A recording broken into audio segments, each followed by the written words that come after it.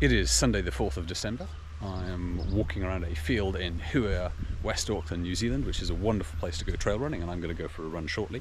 It is also Western States Lottery Day, and I have failed to get through once again to the lottery and get into the race. But on the other hand, my friend Thomas Watson has, so congratulations, Thomas.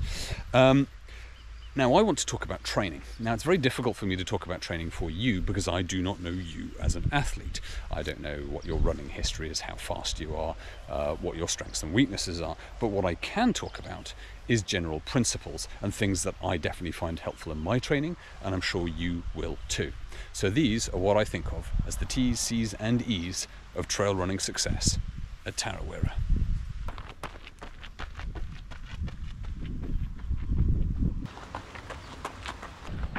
Number one, of course, the most important C of all, consistency. You should be getting out several days during the week, and preferably both days at the weekends, if you're going to go and make the most of your chance at running Tarawera.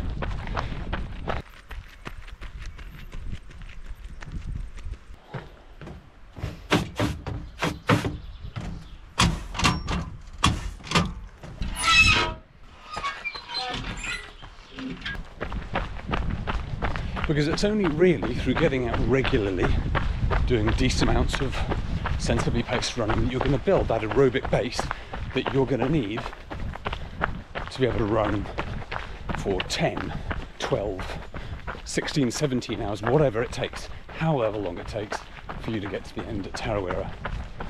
But also to have a good time.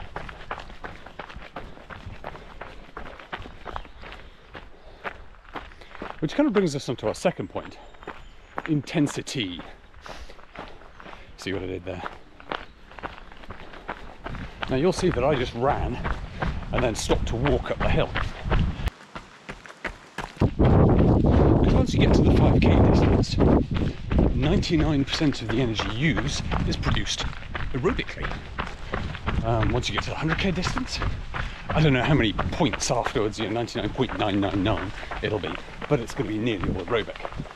And so the vast majority of your training, at the very least 80%, should be aerobic.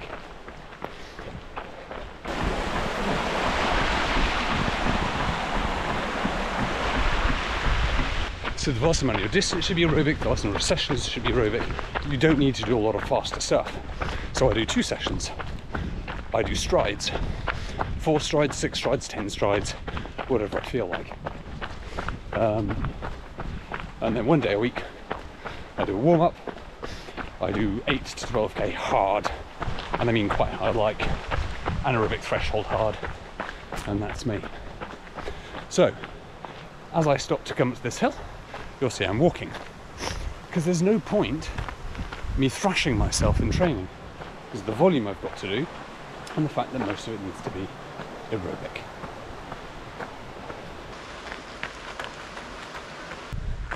Number 3, specificity. You should match your training to what it is you're trying to run.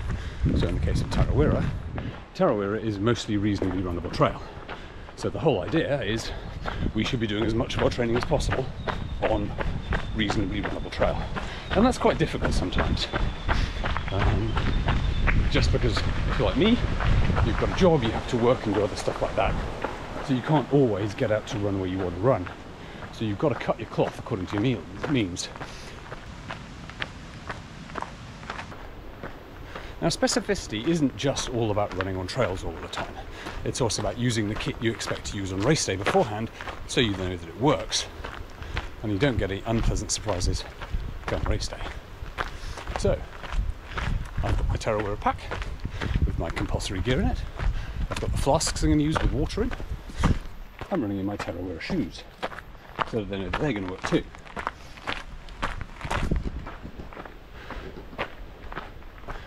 So the whole idea is, what we're doing is we're eliminating unknowns, variables in the equation of your Tarawera 102k race.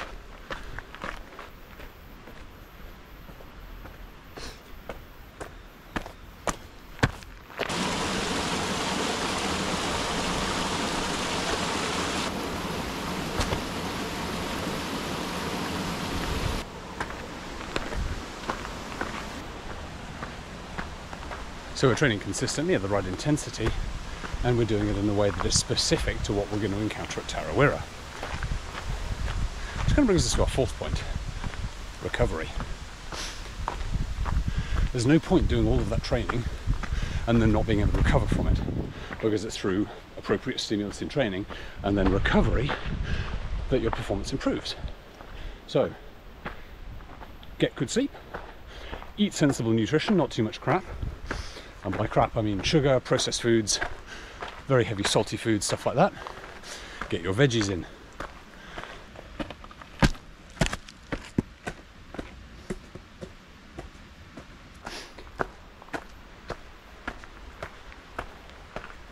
There's also immediate recovery after exercise. Go have some fluid, have something with some carbohydrate and some protein in, and that will help you to recover quickly. But greatest of all these is sleep. Number 5, sensitivity. It is far better to arrive on race day a little bit undercooked because you missed a session or two than it is to arrive on race day totally thrashed, worn out, because you will go out and you may blow up. And that will not be conducive to a fun, successful and exciting Tarawera 102k.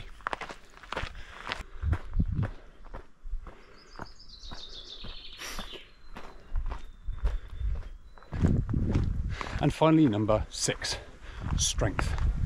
It's great doing the running, being consistent, trying out your gear, doing it on trails, but a little bit of strength work, maybe a couple of times a week in the gym, or just 10 to 15 minute sessions like I do at home, and that will really, really help improve your running economy, generally make you have a much more enjoyable time because your core muscles are used to higher loads and intensity.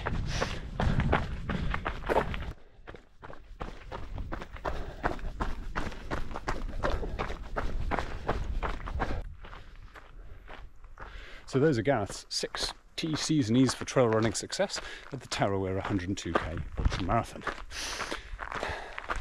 Run consistently, at the right intensity, do it in a way as much as possible that's specific to the race. Recover effectively, be sensitive to your body, listen to it, and do some strength training.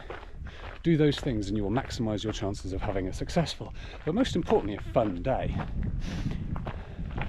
Now, if you'll excuse me, I'm near the top of the hill, so I'm going to get my arse in gear, go finish the rest of my trail run, get home and have a family Sunday afternoon, and work out with my wife what our holiday plans are for next year now that we know that I'm not running Western States.